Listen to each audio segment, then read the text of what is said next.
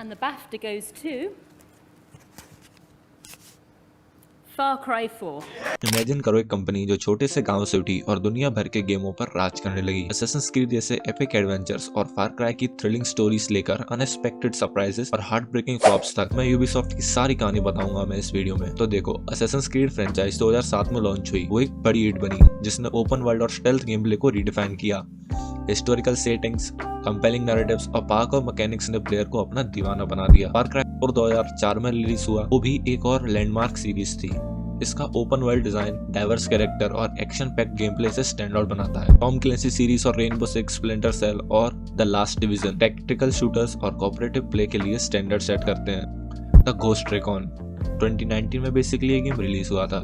Repetitive game play, bugs और innovation की कमी के लिए क्रिटिसाइज बहुत ज्यादा किया गया और ये कमर्शियल डिसअपॉइंटमेंट साबित हुआ। हाइपरस्पेस 2020 एक free to play battle royale जो अनबैलेंस्ड गेम प्ले और फोर्टनाइट, एपिक्स लेजेंड्स जैसे टाइटल से स्टिफ कंपटीशन करने के चक्कर में ऑडियंस को अट्रैक्ट नहीं कर पाया, क्योंकि एपिक्स और फोर्टनाइट उस टाइम काफी अच्छे गेम थे एज कम्पेयर टू हाइपरस्पेस। अब देखो, ऐसा नहीं है कि गेमर पूरी तरह से यूबीसॉफ्ट को हेट करते हैं। गेमर को कुछ चीजें यूबीसॉफ्ट से काफी अच्छी लगी, जैसे कि immersive open world environments, deep narrative with memorable characters, game play mechanics जैसे पार्कोर, स्टेल्थ और प्रैक्टिकल कॉम्बैट। लेकिन जो प्लेयर्स को बहुत ज्यादा खराब लगा वो था रेपिटेटिव साइड मिशंस और इनोवेशन की कमी। मतलब तुम साइड मिशंस जो थे वो बेसिकली रिपीट करने के ही थे और इनोवेशन तो बिल्कुल था ही नहीं उनमें। दूसरा है माइक्रो ट्रांजैक्शंस और पे टू विन एलिमेंट्स। अब ये बहुत बड़ा पॉइंट है, मैं इसके ऊपर एक अलग भी वीडियो बनाऊंगा। लेकिन ये होता है सिर्फ एक फोमो क्रिएट करने के लिए, फियर ऑफ मिसिंग आउट। लेकिन फिर चीजें बिगड़ गई। जो यूबीसॉफ्ट कभी गेमिंग में बेंचमार्क सेट करता था उसने गलतियां करनी शुरू कर दी। घोस्ट रिकॉन ब्रेकपॉइंट सिर्फ एक फ्लॉप नहीं था, ये लॉयल फैंस के लिए धोखा लगता था।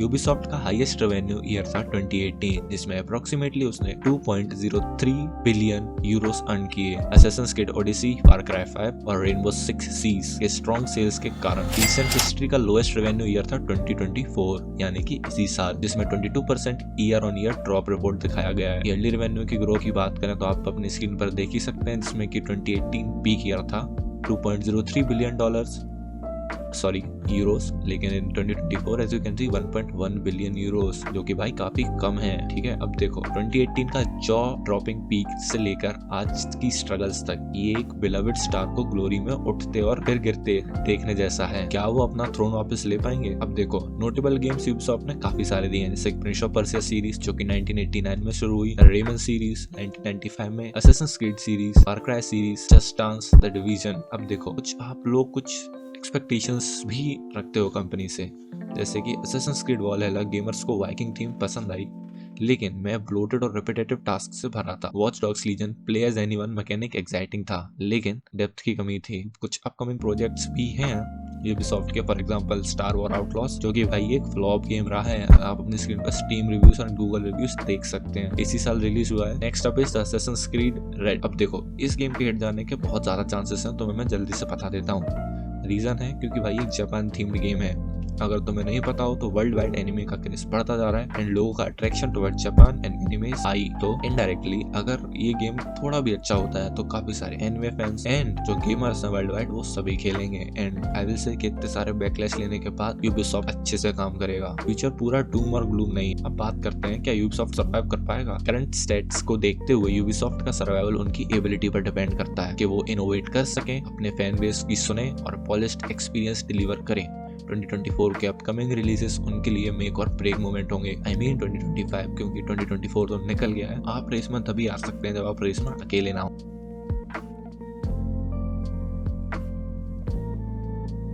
तो सबसे पहला आता है एक्टिविजन ब्लिज़र्ड ने अपने टाइटल्स को कंसिस्टेंटली इनोवेट किया। कॉल ऑफ ड्यूटी की ईयरली रिलीजेस और वॉरजोन जैसे बैटल रॉयल मोड्स ने उसको गेमिंग मार्केट में कंसिस्टेंटली डोमिनेंट बनाया। यूबीसॉफ्ट के कंपैरिजन में कॉल ऑफ ड्यूटी हर साल अपने मल्टीप्लेयर और सिंगल प्लेयर मोड्स में कुछ नया लेकर आते हैं, जो कि यूबीसॉफ्ट की रेपिटेटिव फॉर्मूला से ज्यादा अपीलिंग है। जब यूबीसॉफ्ट ने अपने असैसिन्स क्रीड और फार क्राई जैसे सीरीज को ब्लोटेड और रेपिटेटिव बना रखा था, एक्टिविजन ने अपने टाइटल्स को फ्रेश और एंगेजिंग बनाया। अगला है भाई इलेक्ट्रॉनिक आर्ट्स। ईए का फीफा और मैडन सीरीज एक कांस्टेंट सक्सेस है। ईए ने कांस्टेंट अप्रोच लिया और अपने स्पोर्ट्स गेम में, जिसमें ईयरली अपडेट्स, लाइसेंसिंग डील और एक्सपेंडेड गेम प्ले ऑप्शंस ने फैंस को हुक्ड रखा।